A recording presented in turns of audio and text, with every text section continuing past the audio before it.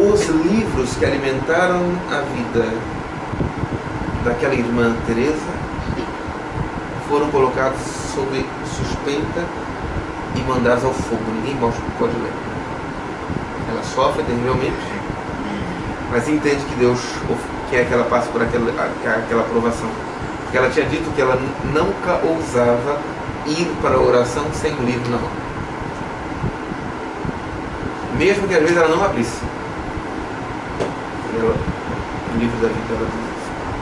Primeira conversão, tudo, ele vai dizer assim, a vida espiritual nós devemos olhar para os apóstolos. Deus quer para nós a vida apostólica. Isso também foi uma grande discussão durante muito tempo. Deus quer a perfeição da caridade para todos? Deus chamou todos à perfeição da caridade? Isso é uma disputa entre teólogos, que esses autores aqui gastam tinta para escrever. Porque alguns autores acham que não. Que é o que ficou na mentalidade de muitos. Deus escolheu alguns para ser santos. O resto, ele está lutando para salvar. Então, ninguém precisa almejar a santidade. Tem que almejar a salvação só. Porque a perfeição da caridade é uma coisa tão... É aquilo que nós falávamos naquele retiro, né? Quem estava no retiro, a senhora, ele falou assim, não, isso aqui é só para a vida cristã, né? Só aqui todo cristão deve ser. Que na mentalidade parece que a perfeição é só para a vida consagrada, para a vida sacerdotal.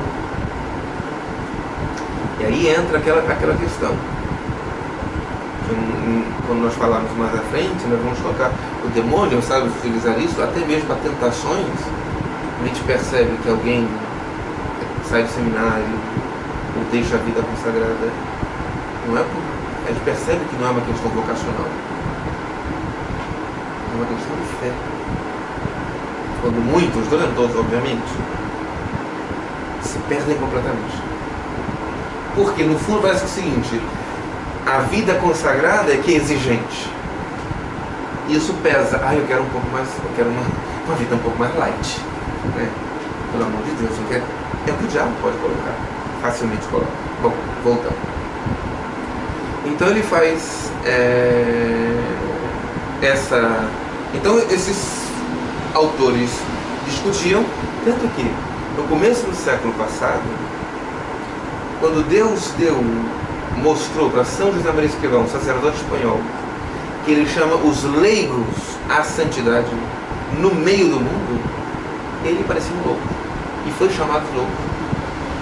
Inclusive alguns religiosos, jesuítas por exemplo, que sofreu bastante nos jesuítas, ele fala pouco, até nas biografias se prefere nunca tocar muito nesse tema, né?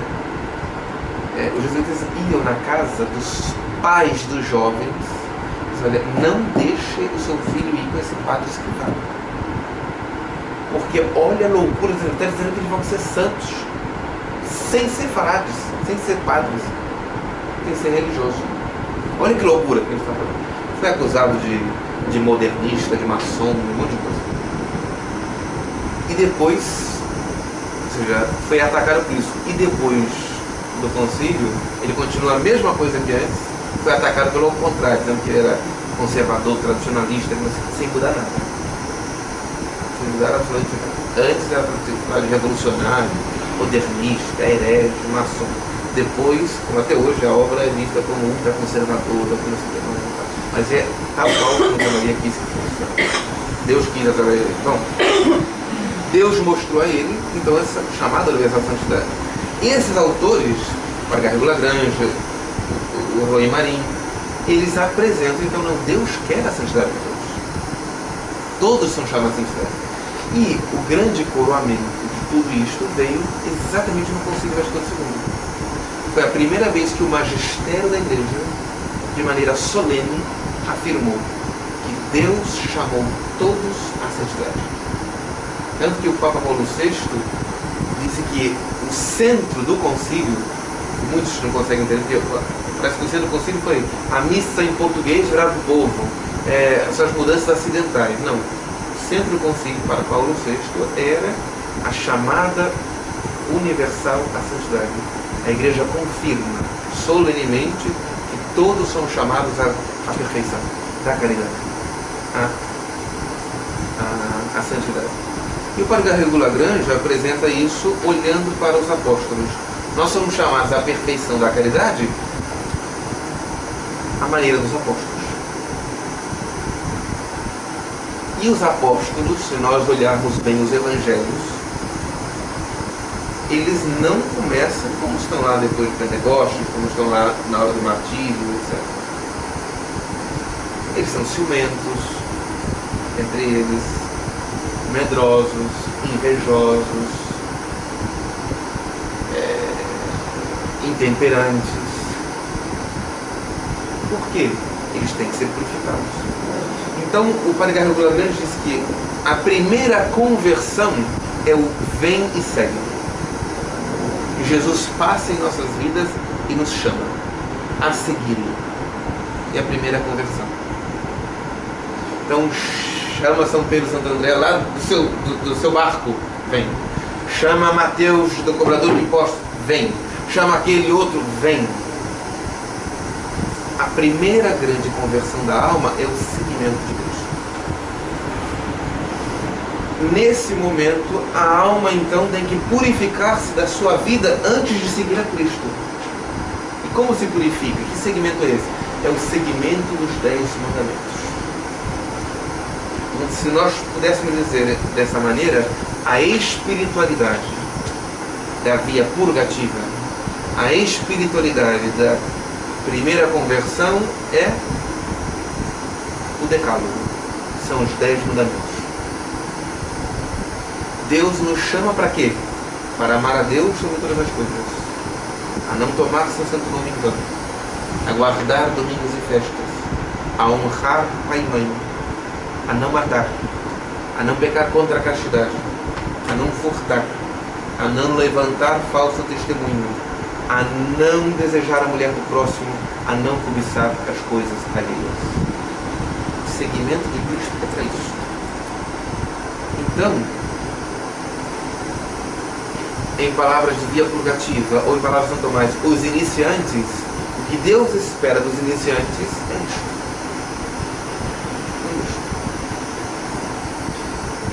Agora, se nós perguntarmos se os cristãos hoje, os católicos, e eu usaria mais, se nós, sacerdotes, religiosos, seminaristas, noviços, etc., sabemos os 10 mandamentos e revisamos constantemente nossas vidas de acordo com os 10 mandamentos, os 10 mandamentos deveriam servir para o nosso retiro pessoal. Os 10 mandamentos deveriam servir para o nosso exame de consciência para a confissão. Os 10 mandamentos deveriam servir para o nosso exame de consciência diários completos. Como eu estou diante daquilo que Deus me pede. Já, irmãs, já veremos como estamos aquém do que Deus quer de nós. Aquém. Lembra que o Catecismo da Igreja Católica tem toda aquela parte, a vida no Espírito. Aqui tem o Catecismo da Igreja Católica, você podia dar uma olhada. Se tiver facilmente, tá bom, senão...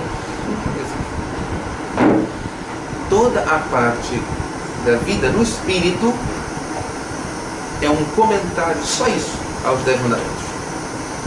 Eu só queria mostrar aqui para ver a quantidade de páginas que eu já coloco aqui, recomendo como leitura espiritual para as senhoras.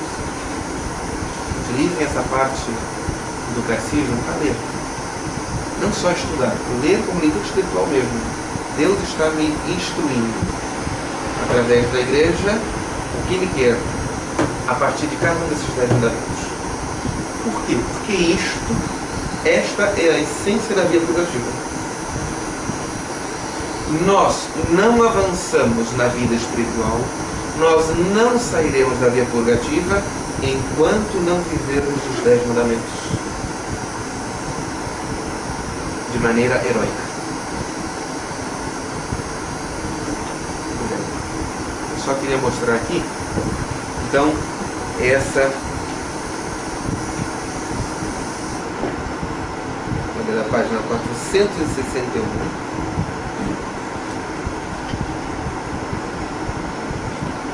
A vida em Cristo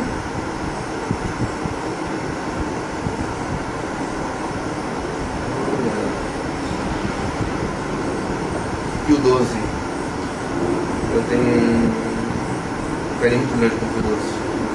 Eu ganhei de uma religiosa um solidel de Pio XII. Tenho guardado um grande amor. É o Papa de Fátima, sabe? Foi sagrado bispo no exato momento, ao meio-dia, de 13 de maio de 1917. Quando Nossa Senhora aparecia em Fátima, ele era sagrado bispo em Roma. E em seu pontificado acontece a Segunda Guerra Mundial, que Nossa Senhora prevê através de um sinal. Ele viu no Vaticano o milagre do Sol, sendo Papa. Deus concedeu um pensamento. Bom, até, olha, da página 451 até a 654. Tudo isto aqui é só comentando a vida em Cristo.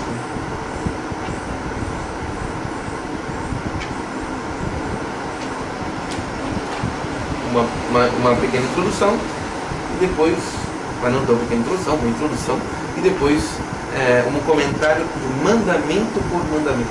Isso aqui é muito importante. Então eu recomendo deixar para a senhora, claro, não vou cobrar para a semana que vem, né? Eu sei, mas sim, não deixe de ler essa parte. E anotando coisas que acha que ou coisas que não estou entendendo, ou coisas que é uma novidade, ou algo que calou no coração, ou seja, é importante, porque é isso que nós temos que ajudar as pessoas. E a missão da senhora com os leigos também. A missão da senhora com os leigos é ajudá-los a viver os 10 mandamentos. Não é outra coisa. Basicamente é isso. Claro, ajudá-los a viver espiritual, ajudar a ter querida, mas isso será consequência da vivência em Cristo, da vida em Cristo. Da vida em Cristo. Então, a primeira conversão é a chamada. Vem e segue-me. Nesse segmento, eu vou me descobrindo como sou. Eu achava que era muito soberbo, que sensual, irascível, preguiçoso, avarento. Eu vou descobrindo. É no seguimento de Cristo. Por isso que os apóstolos, é seguindo a Cristo que vem à tona. Vem à tona tudo. Vem a avareza de Judas, né? Quando vê o Senhor deixando aquela mulher quebrar aquele perfume maravilhoso, meu Deus, ai que desperdício, eu ia vender para ajudar os pobres. Sei que é pobres que ele queria ajudar, né? Não queria a parte dele. Queria a parte dele. E depois chega aquela discussão ridícula, né? E o Senhor deixa eles irem no meio do caminho. Quem é maior? Quem é maior? A quem Jesus ama mais. E Jesus não deixando isso, porque ele está vindo à tona o que ele sabe. O seguimento de Cristo nos mostra quem somos. Está vindo à tona os nossos defeitos, as nossas misérias. Chega São Pedro, que é todo corajoso, mas no fundo ele não quer fazer a vontade de Deus. Senhor, aqui está minha espada, arranca a orelha de Malco. Mas depois, diante da empregada, não, nem conheço o senhor, nem conheço. Covarde, né? Veio a covardia dele. Veio a soberba dele, querer pensar melhor que Deus. Não, Senhor, não acontecerá isso. Afasta de mim, Satanás. Quando Jesus fala da paixão, afasta de mim. E São Pedro queria, não, Senhor, Deus não pode querer que seu filho morra e sofra assim. E Jesus chama São Pedro de Satanás. Então, no segmento de Cristo, vem à tona. Então, duas coisas podem acontecer. Neste momento, o desespero que o demônio vai colocar na alma, porque vai vir à tona os pecados passados, as relíquias do pecado que há na alma, virá à tona. Então, ou aquilo que nós comentávamos hoje na homilia da missa de manhã, aquela consciência de misericórdia que assim, olha, Deus me ama, eu não preciso fazer nada. Ele sabe como é que eu sou, obrigado Jesus, então continua minha vidinha, como é que não? Ele quer nossa conversão. Daí que, depois dessa primeira conversão do vem e segue-me, depois de muito tempo com o Senhor, conversando com Ele, aí a vida de oração, de reconhecendo seus pecados, de sendo admoestado que Jesus chama a atenção,